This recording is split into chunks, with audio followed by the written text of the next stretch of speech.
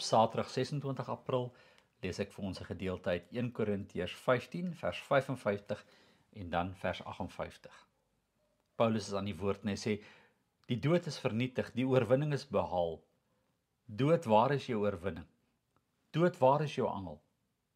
En dan vers 58 moedig hy mense aan. Hy sê: "Daarom, liewe broers, wees standvastig, ontwankelbaar, altyd oorvloedig in die werk van die Here, omdat julle weet julle inspanning in diens van die Here nie te vergeefs is nie."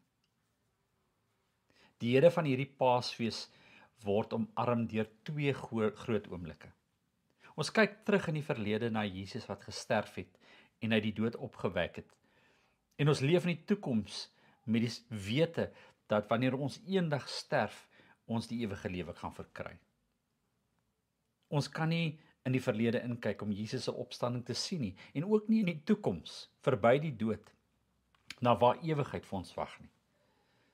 Paulus skryf in 2 Korintiërs 5 so mooi, hy sê: "Ons wil nie van hierdie aardse lewe afstand doen nie, en die hemelse eintlik bo die aardse aantrek."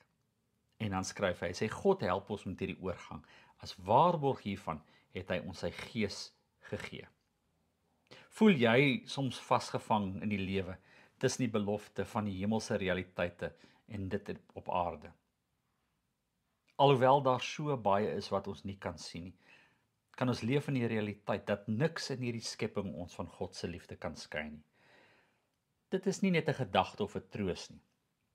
Hierdie is die krag van die Here se opstanding wat vandag deur die Heilige Gees werk en wat ons in staat stel om standvastig en onwankelbaar en oorvloedig in hierdie Here te kan leef. Hoe is die Here se Gees in die midde van Paastyd besig om jou so te ontmoet en te inspireer? Kom ons bid saam. Here, ons kom voor U in 'n oomblik van nederigheid en stilte, bewus van die siklus van lewe en dood wat U met U wysheid geskep het. U het die lewe gegee, Here, en ons weet dat U elke lewe sy volheid vind in U. In tyd van rou en verlies herinner ons daaraan dat die dood nie die einde is nie, maar die begin van U nuwe teenwoordigheid. As ons getroos word deur die belofte van die opstanding, bid ons vir die moed om te leef in die lig van hierdie waarheid.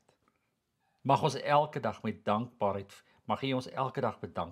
vul en dit met vreugde leef in U diens. Help ons, Here, om U teenwoordigheid en U liefde te ervaar, selfs wanneer ons deur die donkerste verleie van verlies en hartseer stap. Amen. Stellenberg Gemeente, oor grense heen.